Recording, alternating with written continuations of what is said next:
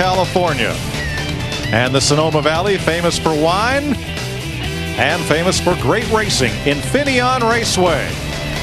This weekend plays host to the NASCAR Winston Cup Series. And it's Bud Pole qualifying today, but 1 week ago, Kurt Busch, what a hot streak he is on, scoring the victory at Michigan International Speedway. Last Sunday he got to do the donuts, but this afternoon the tire wall put a few donuts in his number 97. As it's time for a little road rage and maybe a little off-road rage as well, as NASCAR makes its once-a-year trip to Greater San Francisco. Last week, Jeff Gordon, Bobby Labonte, and Kurt Busch all made inroads on Matt Kenseth's point lead. And you'll note that the two drivers who topped the Winston Cup standings between them have a combined total of 1 top 20 finish here. And they're just ahead of 2 of NASCAR's greatest road racers, Jeff Gordon and Bobby Labonte. We are high atop the brand new start-finish line control center at Infineon Raceway. Mike Joy, Larry McReynolds, and NASCAR's all-time pole winner on road race courses, Darrell Waltrip. How about this place? Well, I could keep it on course for 1 lap anyway. That's the tough part about when you come here. This track is so unforgiving. You just can't get a wheel in the wrong place. You drop a wheel off here, not a lot of runoff room, a lot of walls now that they've put up around the racetrack. You almost are assured of hitting something when you drop off. I think you take a driver like Jeff Gordon, he's going to make up some points this weekend. There's no question in my mind. Dale Jr., as you said, and Matt Kenseth, they just aren't the quality road racer that Jeff Gordon is, so this is a great opportunity for Gordon to pounce. But don't forget, he fell out of this race last year very, very early. With a broken rear end. With a broken gear. Larry, you not only need a different setup here, you need a whole different car for this place. I mean, it is. You know, we only run 2 road courses per year. We run here in June, and we always go to Watkins Glen. And the qualifying session is unique from any other qualifying session. Everywhere we go, you get 2 shots at it. You get 2 laps. This is 1 lap of qualifying, 10 turns, shifting 13 times each lap. You have to hit your marks. And you know what, guys? With 47 cars here, about 6 road race specialists, there could be some prominent good race teams go to the house. Yeah, I think you're right. And there are some prominent cars that have had trouble already in practice this weekend. Let's go down to the starting grid and Speedway Illustrated's Dick Berggren. Thanks, Mike. And surely one of those was last week's winner, Kurt Busch. Into the wall, turn 9. This thing is really torn up. They had to weld the fender on here, weld the door here. They've been working on this thing. He is not going to have a single lap of practice before he goes out for his time trial. Following the accident, he had been 6th quick. Jimmy Phoenix is crew chief. This car okay? Right now, the sheet metal don't look that good, but I believe it's okay. That's why we beat the sheet metal out. And right now, we're going to set it down and string it and make sure everything's in place. It's lovely. It really is. Let's go to Steve Burns. Well, thanks, Dick. Robbie Gordon has finished 9th, 2nd, and 11th in his last 3 races here in Sonoma. When he was 2nd 2 years ago, he led 20 laps. He feels like he's got some unfinished business on this road course. In practice, he was the 5th quickest. And important to note, Mike Joy, 12 of the 14 races here at Sonoma have been won from a starting position of 7th or better. Thanks, Steve. Other drivers who had problems in practice, Paul Menard, Jimmy Spencer, Elliott Sadler, and Jim Englebright. A full weekend of racing action continues tomorrow with Winston Cup practice from Sonoma on FX. Then on Sunday, cut the cheese and pour the wine with NASCAR This Morning on Fox Sports Net. And we'll be right here to bring you all the Winston Cup Series action on Fox beginning at 3:30 Eastern Time.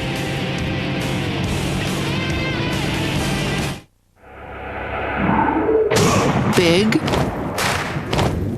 Channel coverage of Bud Pole qualifying from Infineon Raceway, brought to you by Parts Plus, America's family of auto parts stores and service centers. By Stacker 2, the world's strongest fat burner. And by Fram, Tough Guard oil filters. Do you drive tough?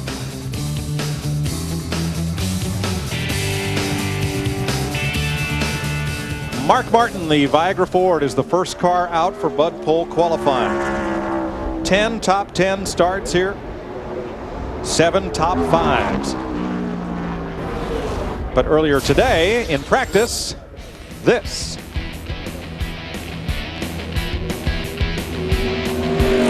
Very lucky he didn't get that race car out. You can see how fast he was going. You see how fast he went off the racetrack. Right. And that's a whale of a job to not wreck that car, because most guys wreck right there. So that tells me he's a great road racer. 4 wins and 4 poles in 33 road race starts in Winston Cup. This team elected to come out here and test about a month and a half ago when we were in Fontana, California. But yeah, Mike, a win here in 1997 and 4 second-place finishes. Mark is a really good little road racer. I mean, he's got really good technique, and he knows how to get to the finish. That's important, too.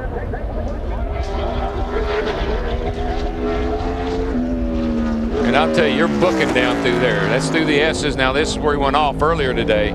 And you carry so much speed there in turn 10 that you really, really have to be on your game. And then turn 11. This is kind of like backwards in Martinsville. It's a paper clip. Yeah, it is. And they're getting down in that corner, not locking up that left or right front tire, sliding the tire, and not wheel hopping, not getting the car bouncing as you go down in there. The back of the car, the back wheels get the hopping up and down. 77.701 seconds, 92 miles an hour. Mark Martin, the winner here in 1997. And more top 10s than any other driver on this race course. Kenny Wallace will be next. The Stacker 2 Dodge, 39th fastest in practice for the youngest of the 3 racing brothers from St. Louis. And you know, where you are in practice, Mike, I mean, this sometimes can be very deceiving. When you go to qualify, you know, you put fresh tires on, you put a little extra tape on. All you got to do is pick up a little bit in every turn. You got 12 chances here to improve your lap. That's the good news. Right, I know where you're going. The bad news is you got 12 chances to mess up your lap, too. Yeah, Mark, he pretty much mirrored what he ran in practice, maybe just a little bit slower, but I'm going to tell you what, it's getting hotter and hotter out there, and this racetrack is getting slicker and slicker. Hard to get a hold of these corners getting off the corner. Well, that's always an issue. You got 800 horsepower trying to get it hooked up to the ground and get through these sharp turns. That's turn 4. Turns 5 and 6 are not used by the NASCAR cars, so you come across this short chute to turn 7. Yeah, it's a real tight turn here as it gets you off into the S's.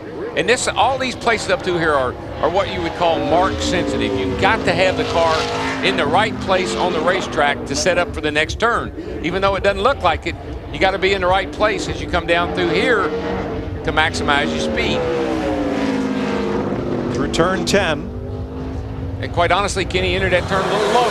Should have swung the car out a little wider, late apex. I'm doing a little bit of clocking through the S's, and he was about 2.5 tenths slower than Mark Martin. But Mike, you talked about that turn right there. That's the slowest corner, and a lot of the drivers will actually go all the way to first gear to get through that corner. Kenny Wallace, 78.305, just about 6 tenths off of Mark Martin. 2 qualifiers so far, Mark Martin and Kenny Wallace here at Infineon Raceway.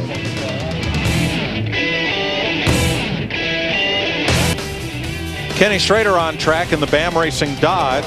He has 7 top 10 qualifying efforts here. Sunday will be his 39th Winston Cup road course start. NASCAR's fortunate to have several veteran drivers who are really good road racers. One of them is with Steve Burns. And Rusty Wallace strapping in Mike Joy. Rusty, you have 2 wins here at Sonoma. How good were you in practice? I was really good in practice. I'm real happy with it right now. We'll see if we get a good qualifying run. All right, let's go to Dick Berggren. Bobby Labonte does not have a reputation as one of the top road racers. He's got a pair of 4th place finishes as his best ever, but in the practice this morning, he was second quick. Crew Chief Michael McSwain turned the wrenches last year for Ricky Rudd's win here. What have you done to Labonte to get him so fast today? Well, we've made a lot of changes over the winter. The guys worked really hard building not just 1 new car over here, but 2 new cars. So the car on the truck is our backup car. It's never even been on a track testing or anything. So it's been a lot of work, a lot of effort put into this race because we know we can get a lot of points out here, and that's what we're shooting for. These guys don't ever give up. Meanwhile, there's a bit of agricultural racing going on the course, or off the course. Yeah, Kenny Schrader spelled the S's, and it was kind of like O-H-B-O-Y, O-O. Yeah, you know, kept going. I'm thinking Schrader would just like to make a couple of laps without anything happening to his car.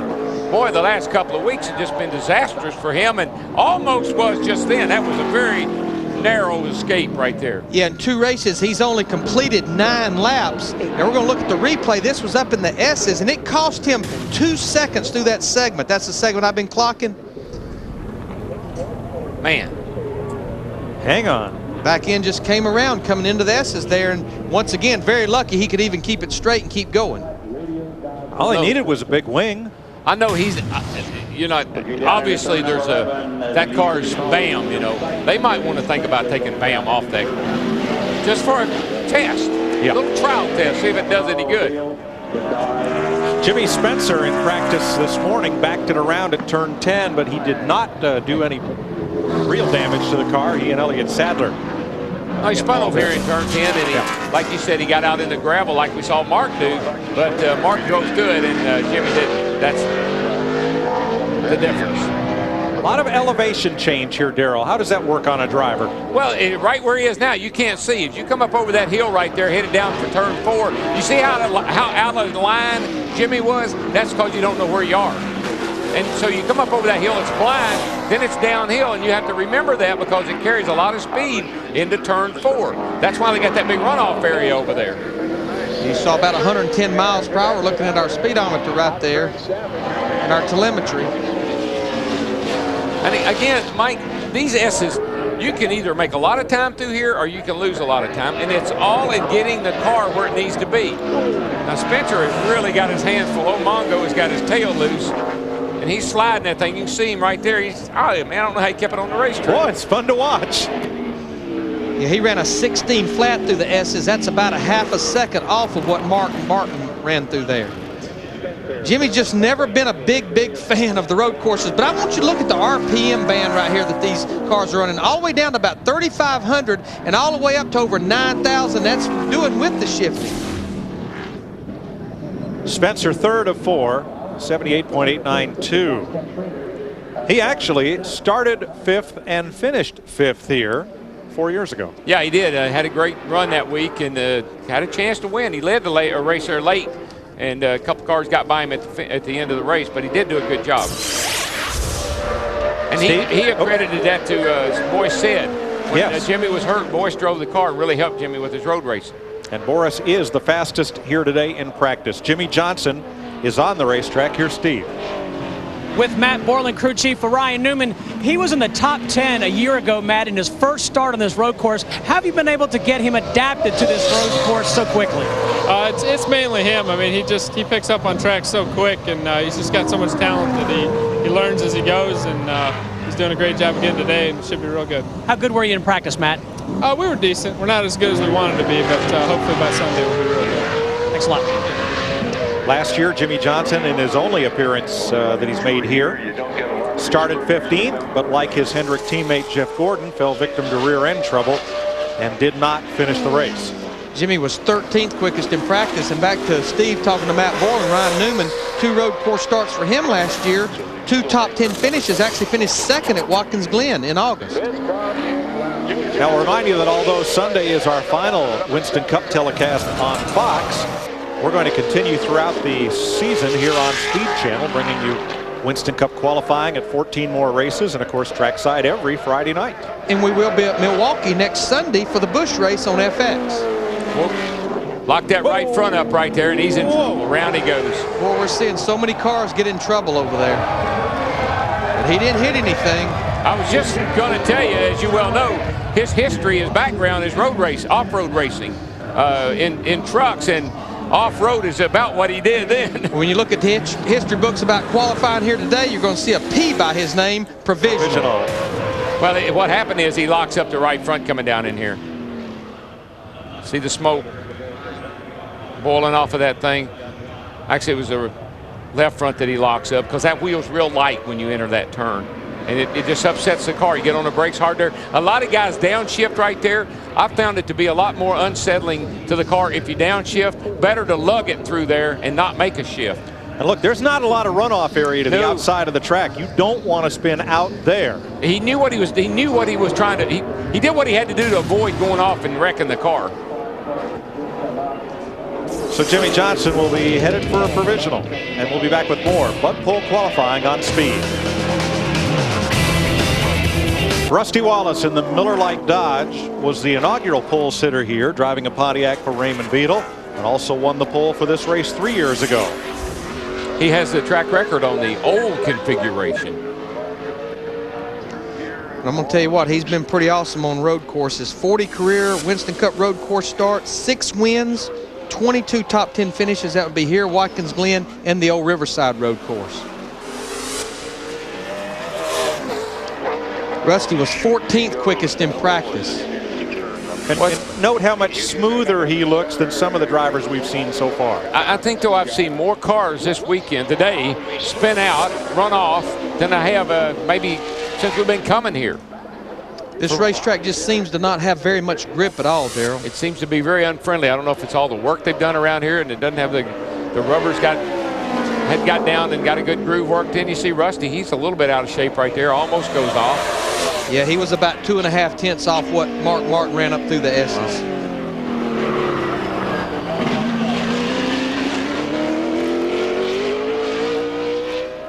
Out of 11 and accelerating through turn 12, this little gentle left-hander that leads back to the finish line.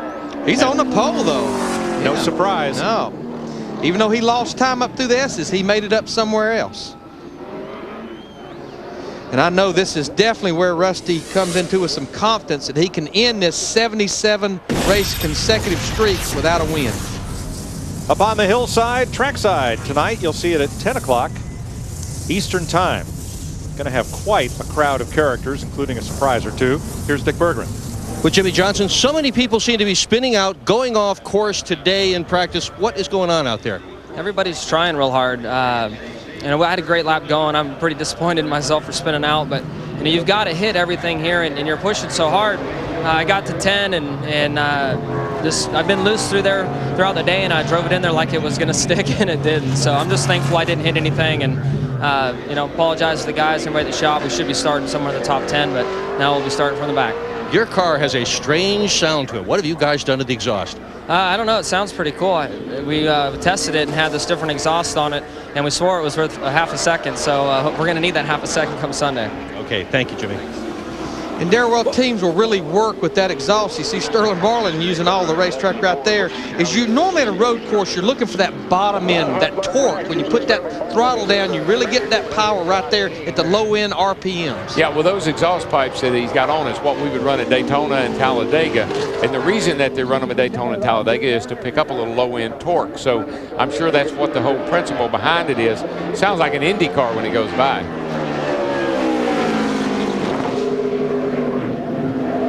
Marlin slides it through 10. A little early entry and a little running out of racetrack at the other side. Cause and effect. Yeah, you see him coming back in, wiggling around as he comes down into turn 11 here. He was 10th quickest in practice, but he was quite a bit off up through the S's to Rusty Wallace and to Mark Martin. Marlin's 3rd quickest. Sometime here, when the harder you try, the slower you go. It's brake early and then accelerate hard. That's the That's the ticket. Sterling Marlin has come alive in the Winston Cup point standings of late and comes in here 9th. Rusty is quickest. Rusty, Mark, Sterling, and Kenny Wallace are the front 4 so far.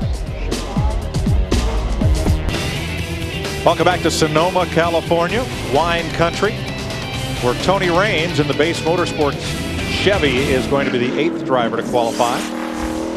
And here's Steve Burns. Hey, Mike, with Kyle Petty, and normally I'd ask you about your race car, which we can, but I want to talk to you about the charity ride. The 9th annual ride starts after the race Sunday. It really starts during the race Sunday. We're up here riding around in circles, and the ride's leaving from Desert Springs and going over to Sedona, then on over to Santa Fe, and then through Texas, and on down to the Dale Earnhardt Tribute Concert. So anybody out there listening, Ticketmaster, buy some Dale Earnhardt Tribute Concert tickets, because that's a big deal. We were very blessed with the ride this year to be asked to be a part of it. Kyle, how many people will you have on the ride with you? It just keeps getting bigger and bigger each year. Yeah, it really does. We've got 150 people, somewhere between 150 and 170 riders. Then we've got a lot of support vehicles. We've got Dodge guys that are part of the thing. This year, Georgia Pacific, Victory Motorcycle, Coca-Cola.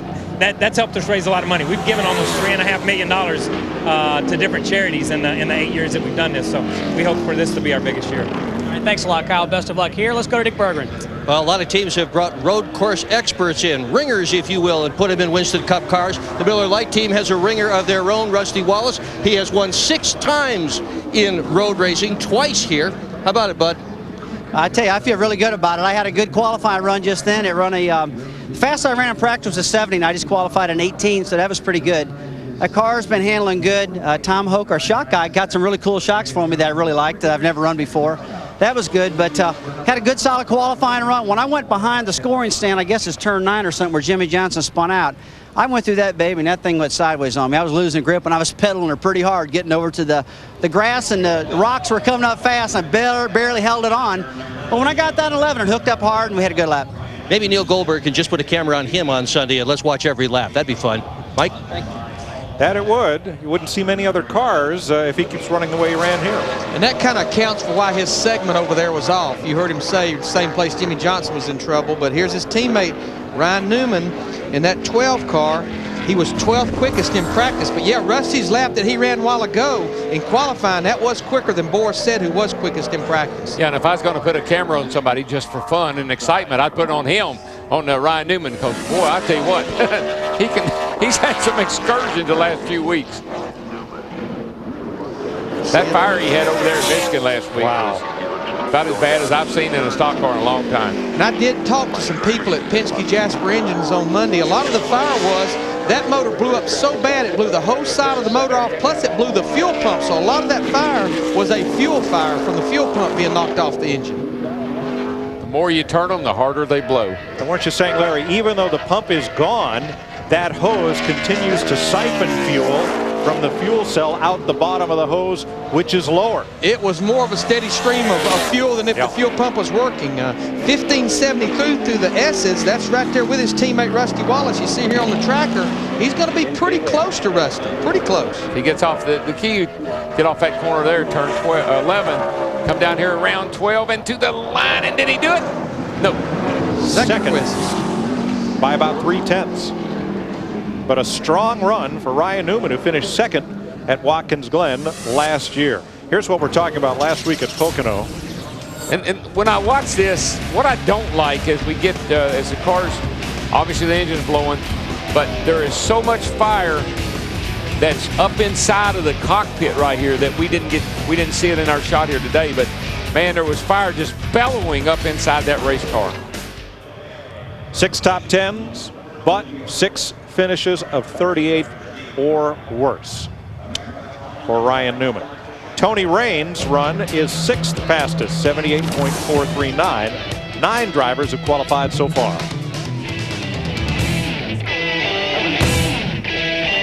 Qualifying is brought to you by Budweiser.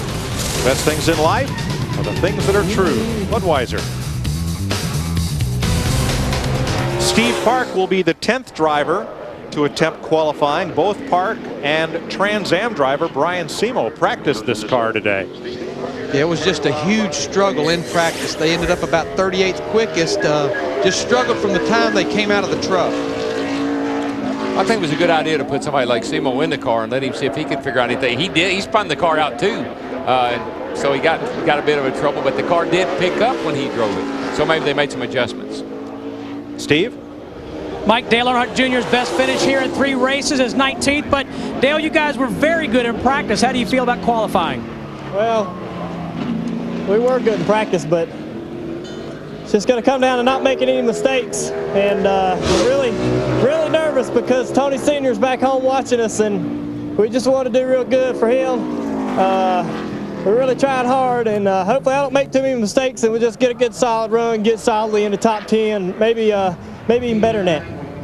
And Mike, he's referring to Tony Uri Sr., who had some neck surgery recently. And get well soon to Tony. Steve Park in the AOL Chevy is 8th fastest of 10, 79.698 seconds. Remember, he got his first Winston Cup win on a road course in his home state of New York, Watkins Glen. Dick?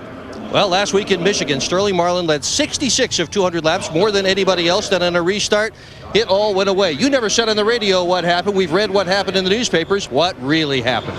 Driver just messed up. That's all you can say. We had, wasn't really comfortable with the ratios. It was ended all day. And gear ratios, you mean in the transmission? So ratios in the transmission, and just got in a hurry and went from 3rd back to 2nd. And it's one of the motor and finished. All the valves bent. And it's just credit to Ernie and all the guys. Had a great car, Coors Light Dodge, and it's 2 weeks in a row we had a good car. And I was talking to Glover earlier.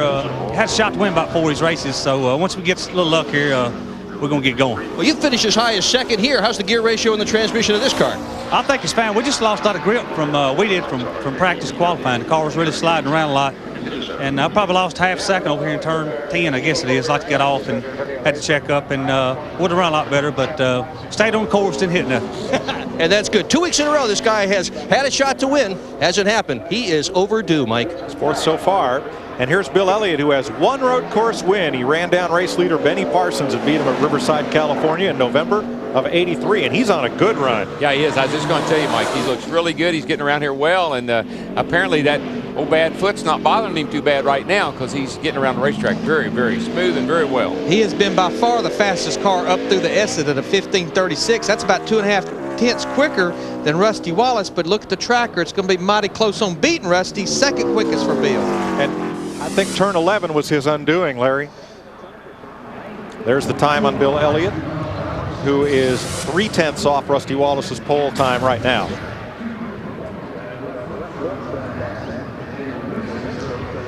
I believe that was up the top side of the racetrack somewhere. Oh, yeah. There it is, right there. Yeah, that was coming around turn 2. He get back in the throttle hard right there, and the car's got to accelerate forward. Sometimes he'll get loose like that. And he's second quickest. You mentioned Brian Seymour earlier getting in there and practicing Steve Park's car. Brian's going to be standing by for Bill on Sunday. Remember the foot injury, and this could be definitely one of the places where it takes a toll on him. Yeah, you need to use both feet here occasionally, not all day, but occasionally. Dale Jarrett comes to the green. He started third here in 1998, finished fourth here the year before. What I mean by occasionally, Mike, my experience has been, and you see Dale wobble just a little bit there again in turn 2. My experience has been you can upshift the transmissions here, okay, going from second, third to fourth, but downshifting, boy, you got to hit it right, and I always was afraid to do that. I use my clutch when I downshifted. Now you see, not only do we have our tracker down here, we have our track map exactly where Dale Jarrett is right now, plus we have our miles per hour and RPM, so you can see kind of everything that's going on at this 10-turn road course with each car that's qualifying. Yeah, it's really fun to watch the RPM and see the speed come up, and let's watch him go down through the S's here, because this doesn't look like it would be all that fast. You are turning, but man, you pick up a lot of speed as you come down here to turn 10. That's where everybody keeps running off and having a problem. You see he's almost 135 mile an hour right there. Down to 98 miles an hour in the middle of that corner. Believe me, it feels like you're going 235 when you come down there. He was pretty quick through the S's, but I think he's just lost a lot of time other places on the racetrack. And Mike, you know, we talked in the beginning about a special car for here. We were turning left and right. NASCAR don't let you move that many things, as Dale Jarrett's going to be 6th quickest. But the biggest thing is the weight distribution. We kind of distribute the weight 50-50 since we're turning left and right, rather trying to stack all the weight as much as we can on the left side. But Dale Jarrett presently is 6th fastest. Here's Dick. With Bill Elliott, how close to over the edge were you on that lap, Bill? Well, apparent too, I was real close.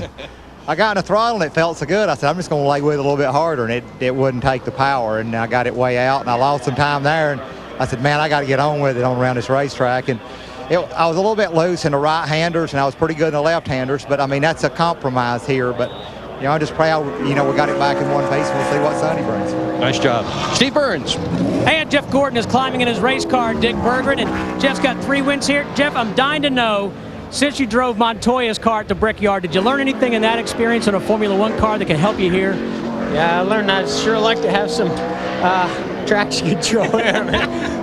This place, you know, is really slick, and no, there's nothing you can learn from a Formula One car or any of that that's going to really help you out here. I like the road courses, and guys have done a great job preparing, you know, the car for us today. So we're just going to go out there and try to get aggressive, but make sure we hit all of our marks too. You know, it's easy to make mistakes out here. All right, good luck, Jeff.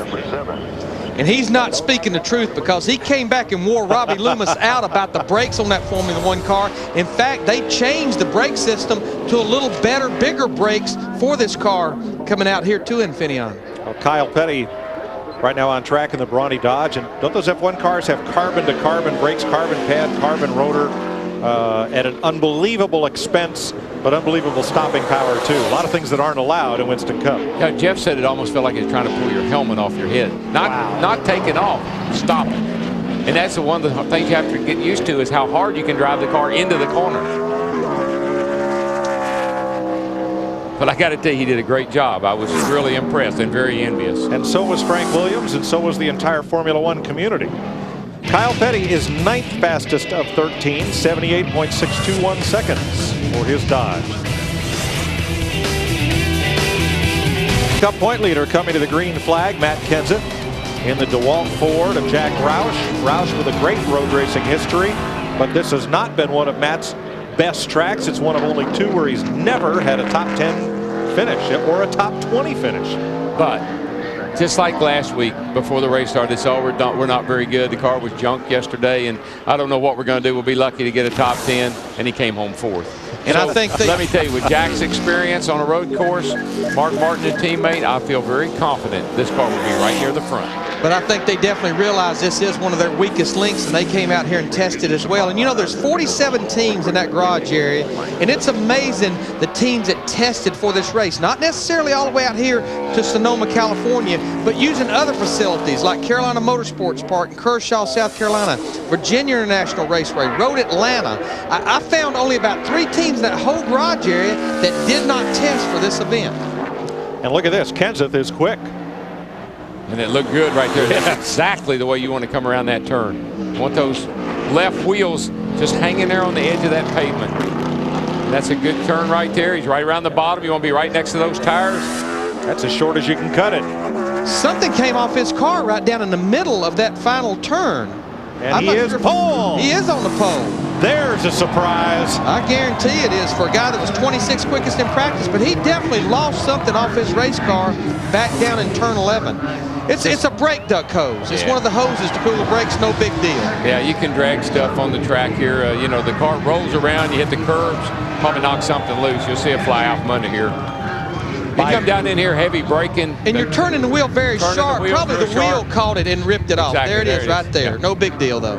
You got 3 brake ducts in there, 3 brake hoses, and sometimes you'll get one of them hung on the tire and just rip it right off. So by 5/100ths of a second, Matt Kenseth is right now the pole sitter, as the man who is chasing him for the Winston Cup point lead, Dale Earnhardt Jr., comes out. He has never started in the top 20 here. Okay, and I wouldn't want to be in Junior's position right now. They just told him on the radio, Matt's on the pole. That puts pressure on me. I've got to go out there and try to at least keep pace. Keep him in sight. Keep it on track. And you see what happens. You just overdo it. And he's overdriving his race car right now, Darrell. And you know, once it happens, you can't stop it. It just seems like every turn goes bad. All right, now, crew chief, tell me, would you have told him what Kenseth ran? I'm not sure I would have. Me either. I'm not sure I would have. I'll tell you what, if I was driving that car and you didn't, we'd be having a meeting in the truck. I'd just say he ran pretty good. Yeah, maybe you don't, but I want to know. He's running pretty good. He's still looking pretty good. Let's see what he runs up through these S's compared to some of these other guys. See how he looks here. This has been critical right here. That's a good turn. He's right on track. He was good up through the S's. Pretty good through the S's. Let's see what he does through this final. He was a little cautious in 10. Slowed a little bit for 10. Yeah. But stayed on track and smoothed out his lap. Losing a little bit of time there off of 12 or 11. Coming to the line. Probably about 4th, I think. 3rd quickest, which is exactly what he was in practice earlier. So Dale Jr., 77.4. That's 0.3 off Matt Kenseth. And he recovered from this. But see, it didn't really hurt him. He stayed in the gas. He kept coming, and I don't think that didn't hurt him all that much. Coming up in a week, the Dale Earnhardt Tribute Concert at Daytona. Tickets are available. Go to DaleEarnhardtInc.com. You'll see Alabama, Brooks and Dunn, several other great acts. And the proceeds go to charity.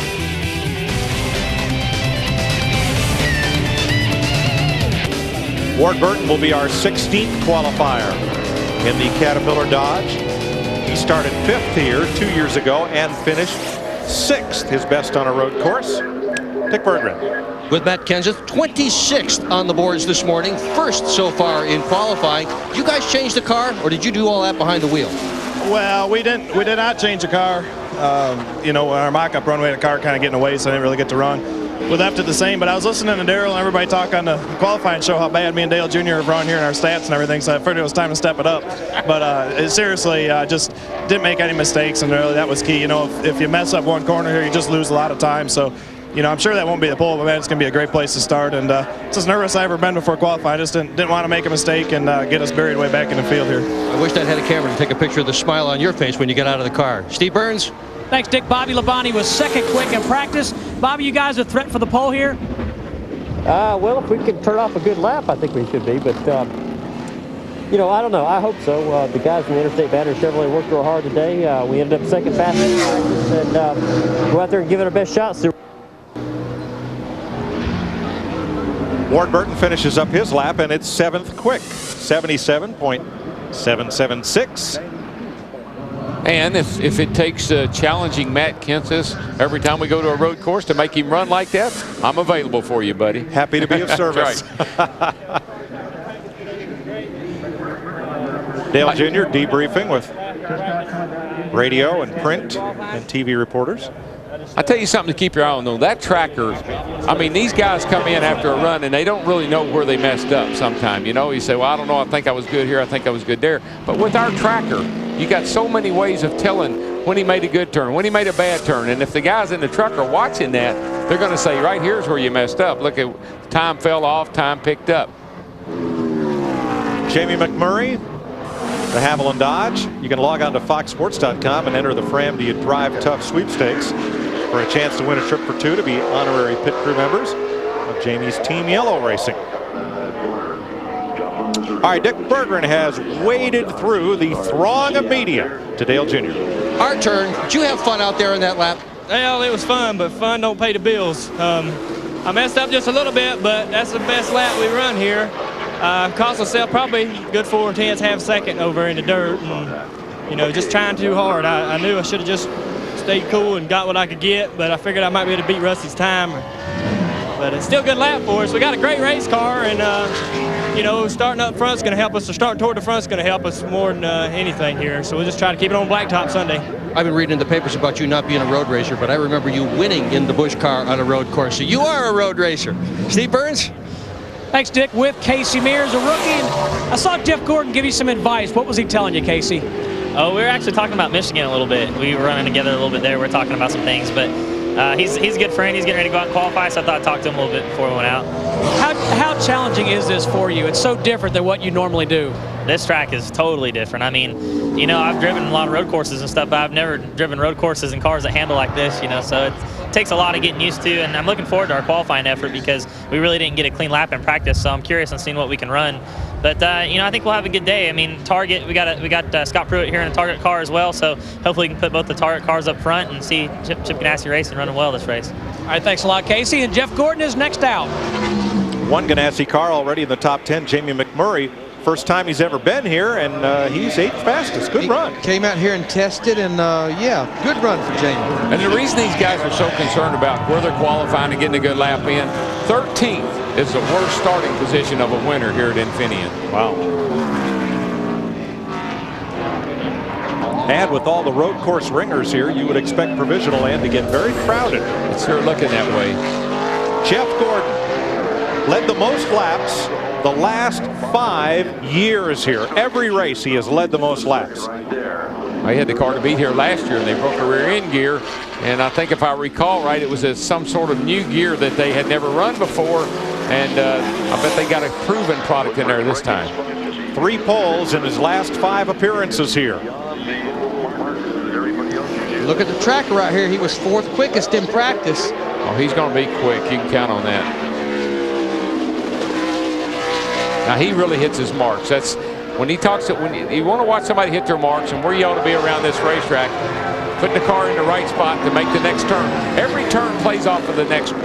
You set up for the next one every time you go around one. He's off there, but he's okay. He's okay. If you're going to go off, that's the way to do it. He's still coming. Stayed right there. He's still coming. He's okay. He still had a good time through the S's compared to Rusty, compared to Matt Kenseth. He's good right here. He's good right here. Running off there. Lost a little bit right there coming off that last turn, Daryl. It's like the rear wheels would not hook up. Couldn't quite get back to the throttle, but he's okay. 3rd quickest. I'm sure he's going to say that running off didn't help him any. But that's how you run off and keep going. It throws your rhythm off. It does. Third quickest, but only 6/100ths of a second off the pole. Now let's look at our top 3 in the Winston Cup standings. Look at their average finish on a road course. Look at who's won on a road course. You think the points might take a swing this week? Well, I don't know, but Kenseth and Dale Jr. have already said that we're picking on them. We're not picking on them. The numbers don't lie.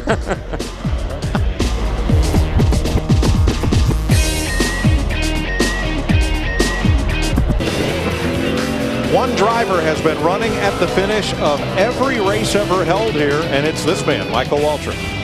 And I know one thing. I know he's got to run this race this weekend, and I'm sure he'll do a good job because he's a pretty darn good road racer. But I bet he can't wait for next weekend. I'm going to tell you what, or 2 weekends. He has figured out how to finish races everywhere. I mean, he has the longest streak of any current driver right now, running at the end of 25 consecutive races without a DNF. That's one of the reasons he's sitting up there 6th in points. Yeah, if I was him, though, I'd be going on down to Daytona next weekend because I'd want to be there. It's probably what he would tell you is his favorite racetrack. Oh, Daytona, that'll be fun to watch under the lights. I love it on Saturday night. But we have to sit home and watch. Yeah, I know. That'll be all right. I think I'll go down and work in his pits. Get Hammond through the S's. Get Hammond a jack. I'll gas. I think I can gas his car. I'll be a catch can man. I like that job. Hold the can, help with the second can, put a little wedge in. I like to be the catch money man myself. Oh no, you want to be the whip out man. Yeah, right. Well, 9th quickest for Michael, 77.8. That's what a guy told me one time. I said, "What's your job?" He said, "I'm the whip out man. Every time they needed money, I whip it out."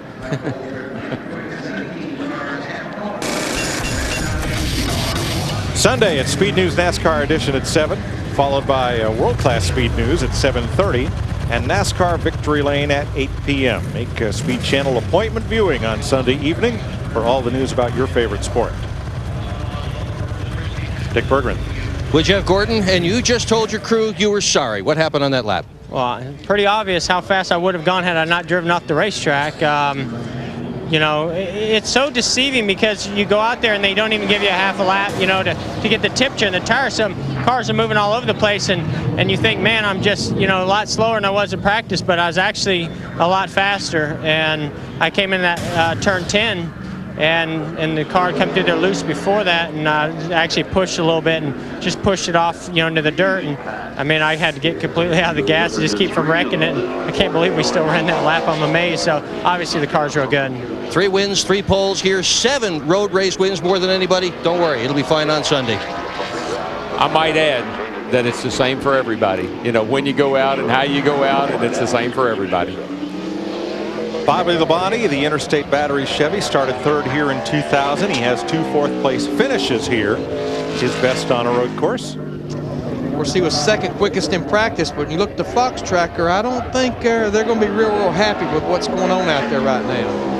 He looks really slow down into 10. It's almost like he's saying, I'm not going to run off. It's a little deceiving because he is so smooth. You know, it doesn't look fast, but look at the Fox tracker. And I'm going to tell you what, it's picking up, and he was pretty quick up through the S's. It's, not too quick off turn 11. No, he's just, the motor looked like it was lugging a tad, but that's just because you can't get back to the throttle. And Bobby will be 7th fastest, 77.58. It's about 4.5 tenths off the pole. And I think you can look at Dale Jr. I mean, Dale Jr. is all over the place on his qualifying run, and he got a good time. So smooth is the way you want to be, but you got to be fast too. And you know what? We used to go to Riverside, Darrell, and I'd go up there in the S's. I'd watch you come through there. I'd watch Terry Labonte. Looked like y'all on a Sunday drive. Here would come Tim Richmond. He'd straighten the S's out. He'd be through the dirt. So 2 completely different styles. Both cars running fast. You can throw the car around the racetrack, or you can drive it around the racetrack, whichever way you prefer. Yeah, Tim would be all arms and elbows. Oh yeah, fun to watch. Greg Biffle, the Busch Series champ and rookie contender.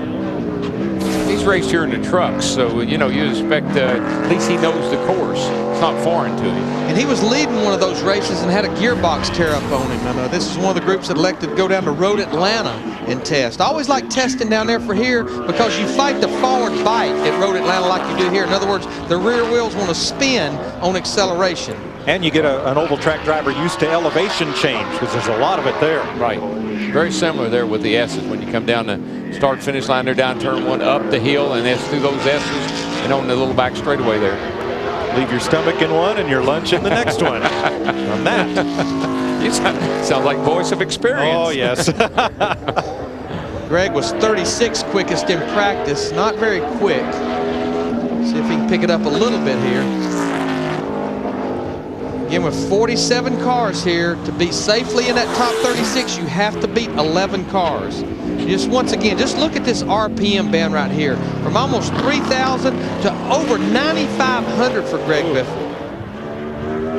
He was pretty decent up through the S's, not bad.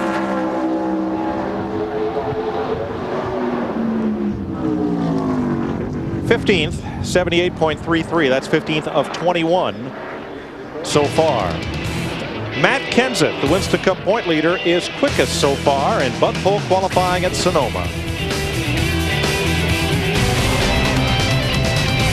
where the road course ringers begin to make their appearance in the qualifying order. This is former go-kart champion and IndyCar star Scott Pruitt. And here are the group: Winston West driver Jim Englebright, a Trans Am ace Boris Said, Brandon Ash, Pruitt, Ron Fellows, who's just back from the 24 Hours of Le Mans. Miller is the Trans Am point leader. P.J. Jones, former IMSA champion, and John Menard, who's also run out here out west, as well as some road race experience. Now, many of these drivers are in cars that have no provisional points, so they have to race their way in. Whoa. That's the way you do it.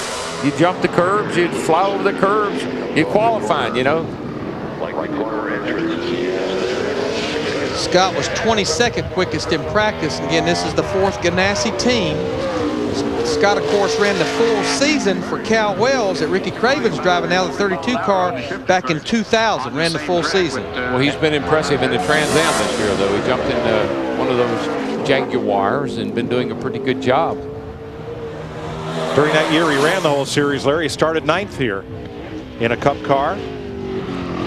He was just so-so up through the S's. Nothing spectacular. Yeah, looks like he's got his hands full there. I mean, jumping the curbs is good if you're making time. And he's going to actually be competing in the Trans Am race here that's going to be run on Sunday after the Winston Cup race. Scott's going to be 9th quickest. And of course, Scott's also an analyst for the kart races on Speed Channel. 9th for Scott Pruitt. Here's Steve.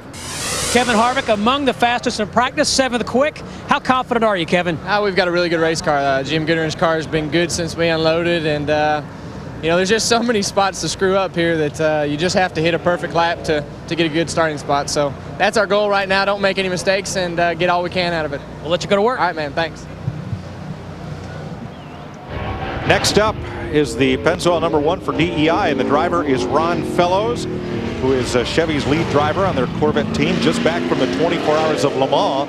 I talked to Bill Adam, former IMSA driver who's now the analyst for the Trans Am series for Speed Channel, and he says his body clock is still completely messed up from the 24-hour race in France last weekend. Imagine how Fellows, after driving there and driving here, must feel. I love this guy right here. I don't know him all that well, but I've been around him a little bit. He's such a gentleman. And he's a great racer, certainly in sports car racing. I'd like to see him do well in this car because he's really a good guy. Michael and Dale Jr. both followed him in practice to be sure that maybe could pick up something from what he does, because he's quick. Well, that's pretty smart. He was 3rd at Le Mans in class, 3rd in the GTS class, won the 12 Hours of Sebring, competed here in the Truck Series in 1997. And started 2nd at Watkins Glen in '98, 6th at the Glen in '01. So he can do it. You just watch him. No, watch the car. It doesn't dive. It doesn't dart. He's so smooth. And he's going to pick up a lot from what he ran in practice, because he was only about 25th quickest in practice. See that car come down in there and how it makes that entry into the turn. The front end doesn't dive down. No, smooth. He's really smooth, and that's a good exit off that turn. Aggressive, smooth. So here is the Canadian, Ron Fellows. Yes. He got it. Yes, he did. Yes, he did. By 2/10, he knocks Matt Kenseth from the pole. And originally, he was not even going to drive this car here. He was going to drive the Chance 2 car owned by Dale Earnhardt Jr. and Teresa Earnhardt. When they had the driver swap between Jeff Green and Steve Park, the Chance 2 team did not have a sponsor. They said, let's just put him in the Pennzoil car. Yeah, brand new car, too, and it just come out here and untested.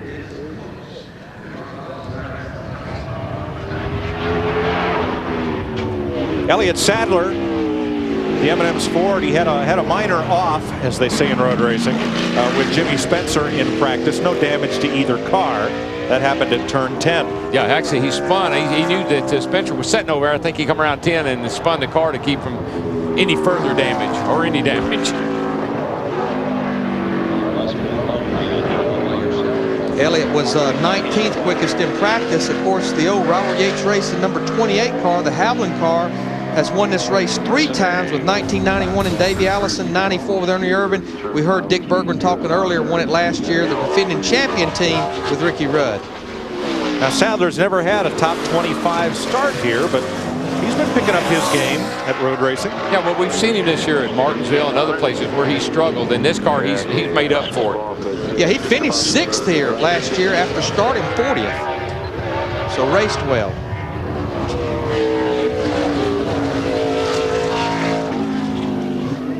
Not looking real good here as far as our Fox tracker. Just kind of off everywhere. Straightaways aren't long enough for him. Good point. Or maybe corner entrance speed is too fast. Pretty decent through the S's, 1560. We're looking now for something down in the 1530s, 1520s. So he slung her in there pretty well. It's so critical here getting off this corner. Being able to put the power down and not get the back end out from under you is really critical as how you come to the start-finish line here. 13th quickest for Elliott Sadler out of 24 drivers. That'll lock him into the top 36 for Sundays.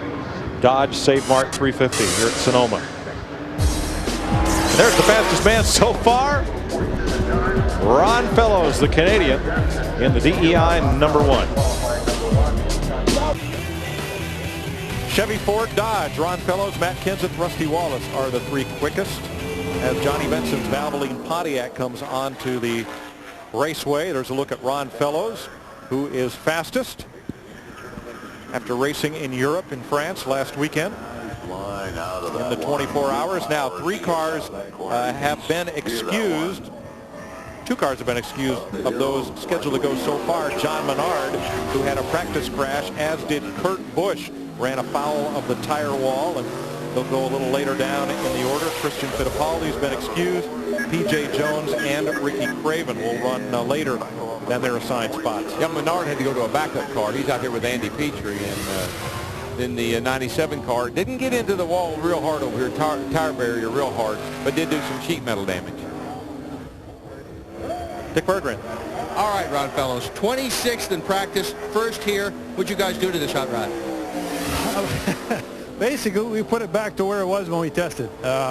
We struggled in practice, but I think we were anticipating the track being quite a bit less grip, and we went straight going softer with the car, and that was not the hot ticket. So we're pretty happy with that.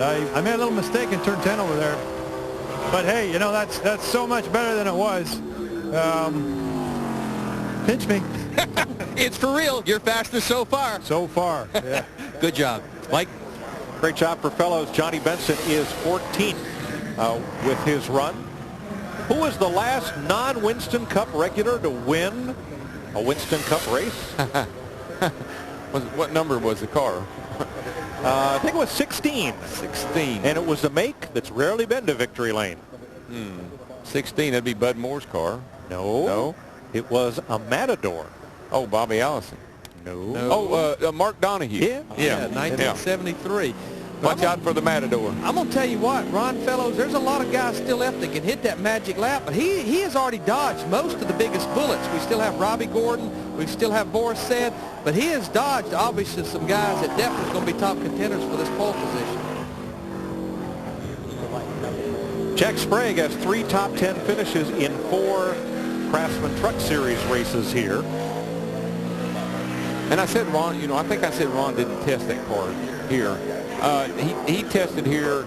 Matter of fact, he was like within 2/10 of what Rusty's track record was. In the Chance 2 car, they actually ended up taking this car to Putnam Park, Indiana, about a week ago and tested it. Yeah.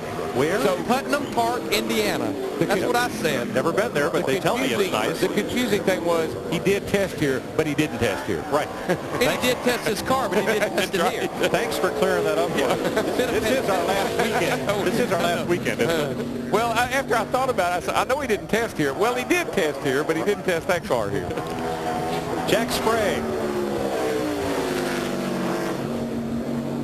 in his rookie Winston Cup effort here. Not only was off the racetrack, he was off quite a bit up through the S's as far as that segment. So the Net Zero Pontiac comes off turn 12 and to the line and will be 17 out of 26. Not too bad. No, not bad at all. He's another guy that's raced here in the Truck Series. So he's had some experience around this joint. And here's Steve Burns. And Mike, Terry Labonte comes to Sonoma on the strength of 3 consecutive top 10 finishes. And Terry, you've got 7 top 10 finishes at this racetrack. Why are you so good here at Sonoma? I don't really think I'm that good here. I think I've just had some pretty good runs here. So our car's pretty good. We weren't quite as fast in practice as I hoped we would be. But, you know, if I can get a good lap, I think and not mess up, then, you know, we might get a pretty good start spot. Finished second here in 1992, Mike Joy. Thanks, Steve. Here's Kevin Harvick. Harvick's from California. He's got kind of this flames thing going on the side of his car. You know, happy. Okay, when he was a rookie, he was happy. I think he needs a new nickname, Darrell, something to go with the California car culture. How about Hot Rod Harvick? How's that hit you? I like it. I like it just fine. Kevin won the Winston West Series race here in 1998. That's actually the last time the series was here. And, of course, Richard Childress Racing with Dale Earnhardt won this race in 1995. That was Dale's only road course win. On further review, maybe Hot Dog Harvick. Well, that too. I mean, that goes without saying. But he's got a good run going here. He's made a hot rod out of this thing. You know, he's running the Saturday race as well, so he's been out there practicing a little bit today in 2 different kind of cars. But he gets around road courses good. Yeah, he was 7th quickest in practice. And I'm going to tell you what, 15:39 up through the S's. Pretty good time up through there. Right here is a real telltale. Can he get back to the gas? Can he? Yes, he can. Oh, yeah.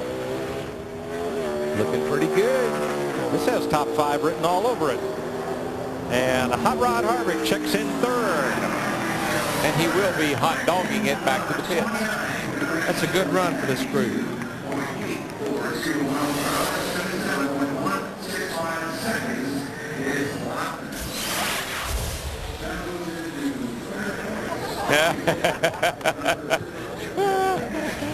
So Kevin Harvick is 3rd behind Matt Kenseth and this man, Ron Fellows.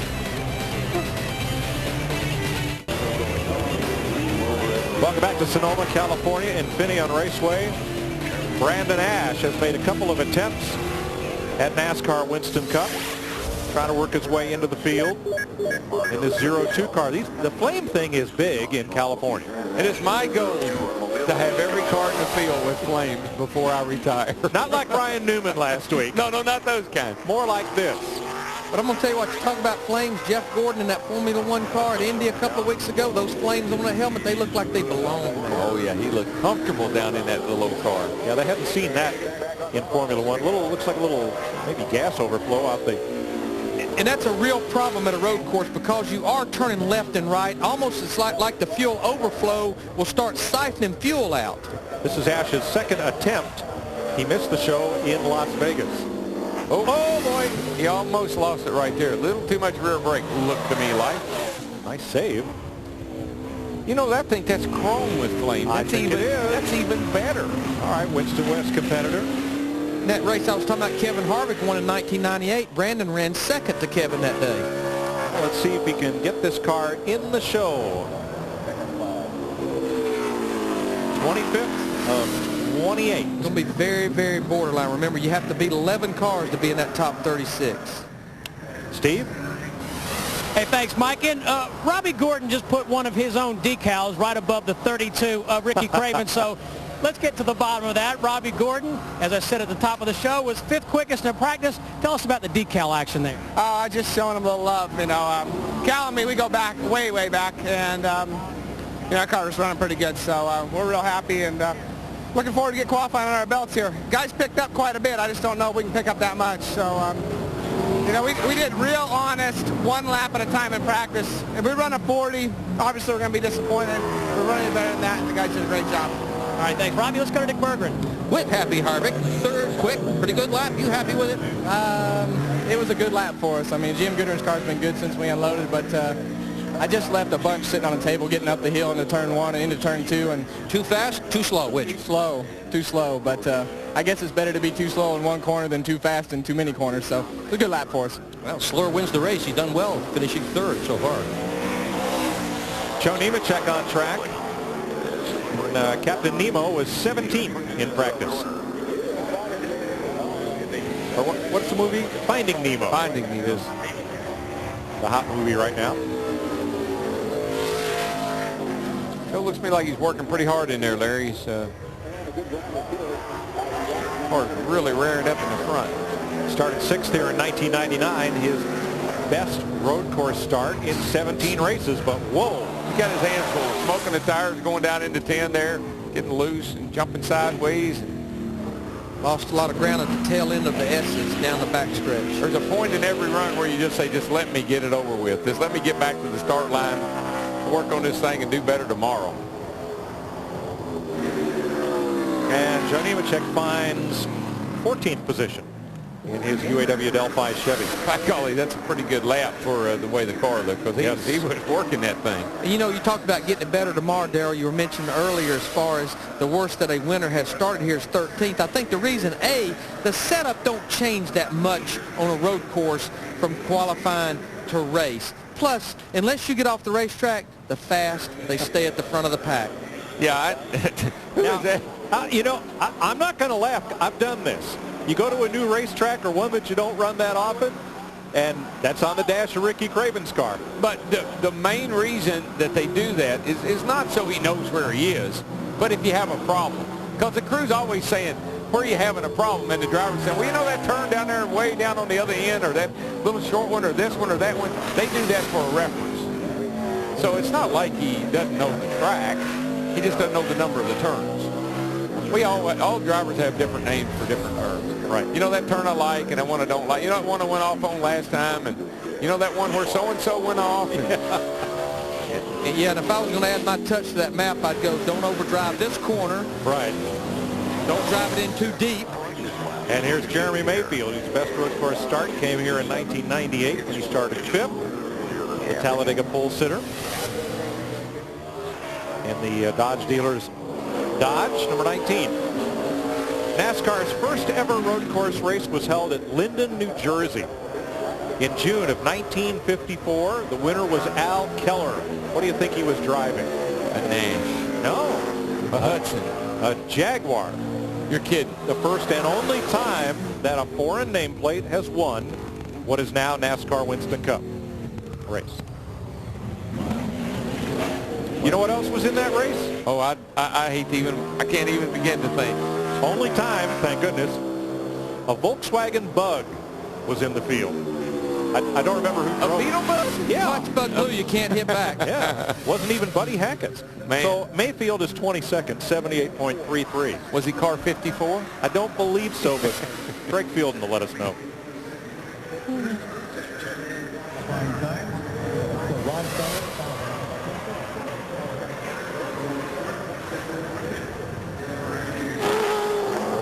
Now this is the A.J. Foyt team and the number 14 Harris Dodge. The driver is P.J. Jones. He's a former champ of the IMSA Grand Touring Prototype Series, driving for Dan Gurney and Toyota.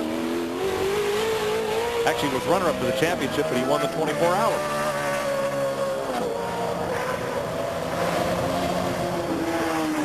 There he goes. He's got those crossover headers. Now he's coming out here into turn 2.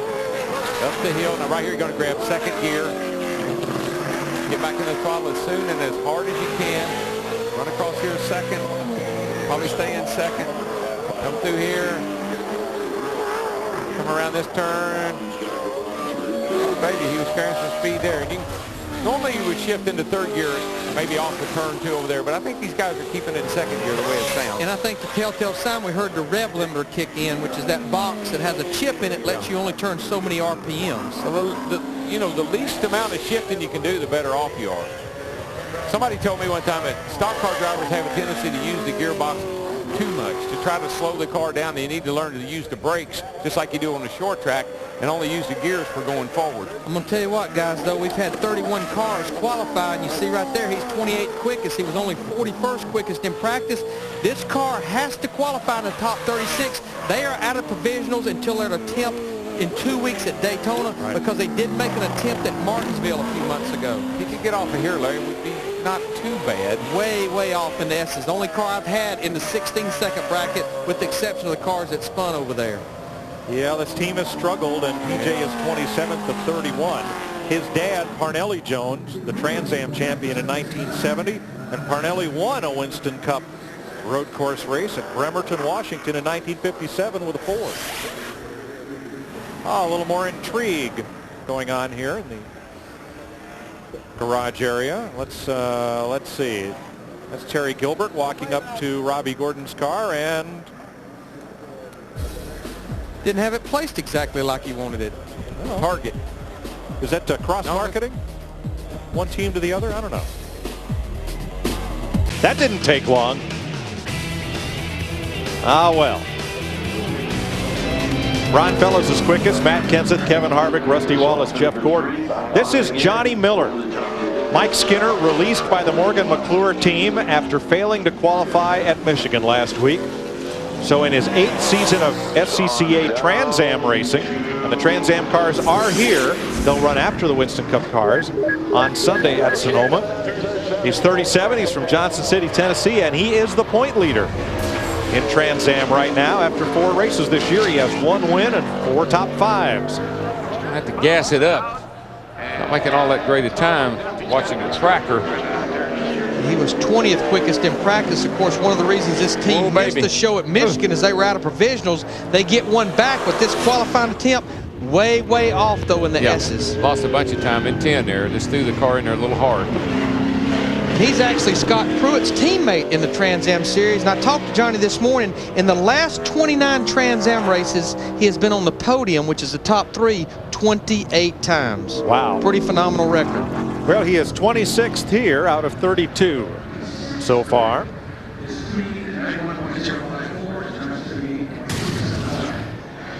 Here he comes, and you can see he's coming down through the S's. Turn 10 right here. No, he's not there yet. That's the S's. Here he comes. Got the car all rolled over. The car's really laying over too much.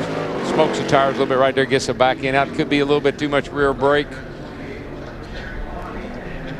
Real pure road racers like a lot of rear brake, and I just don't think that works good on these cars. See Jeff Green that normally drives the one car, the Pennzoil car, out here with the team, showing his support. Of course, Jeff finished 5th in this race a year ago, driving the 30 AOL car.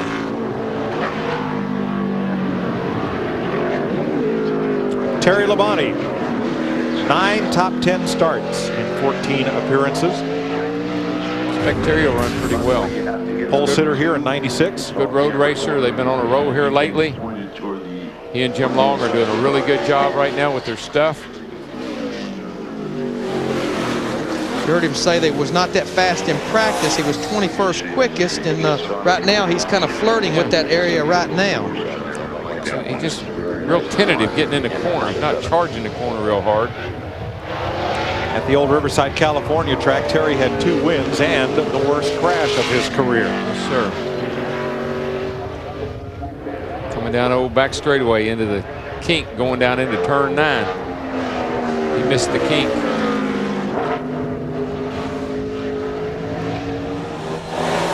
He was pretty quick up through the S's, and he actually picked up a little ground on the tracker. If he can get through this last corner, it continues to get better and better. The car get good bite off this corner. Good straight off there, back in the throttle pretty hard, but he lost some time. He couldn't get back in it quick enough. It's almost like he maybe drove it in too deep. That's the reason the tracker got a lot better, but he couldn't pick the throttle back up, as he's going to end up 15th quickest. Steve Burns. Well, Mike, as Dick Berggren said at the top of the show, the 97 car isn't real pretty right now, but it doesn't have to be pretty to be fast. Kurt Busch is strapping in. Kurt, how about your qualifying run here coming up? I was just going for the golf ball look. You know, divots go flying fast, so we'll see what we can get. Just an odd thing that happened in practice, just slid off, something that, you know, I love Sonoma, and it's something that normally doesn't happen here. So we got lucky, the car was salvageable, and we'll see what we can do with the Rubbermaid Ford. We'll see if we can put it up on the stop. Left side looks like a bag of walnuts. But instead of going to a backup car, and in which they would have to start last, they've elected to roll the dice and hope no damage was done. Now, he didn't hit the walls. I watched him slide off the track into the tire barrier, and I think it's just basically a sheet metal damage. The position they're in right now, they're not going to take a chance on taking a car out there that is not right. Christian Fittipaldi, nephew of Formula One champ Emerson Fittipaldi, 32, from São Paulo, Brazil. 8 seasons in kart and 3 in Formula One, and now NASCAR. And he has a lot of starts on road courses. This is his first start in a Winston Cup car. In fact, he told me this is the first time that I've ever been on a road course with a car with doors. He's a funny guy, really. I love it when he says, his sister says, I bet you don't know what boogity, boogity, boogity means. He was 42nd quickest in practice. First time he ever had seen this racetrack was in a rental car yesterday, just driving around. Quite a bit slow up through the S's, not that good. And you see on the tracker, he's not going to be that great of a qualifying effort. Of course, this team, a lot like the Ford team, gets a provisional back with this qualifying attempt.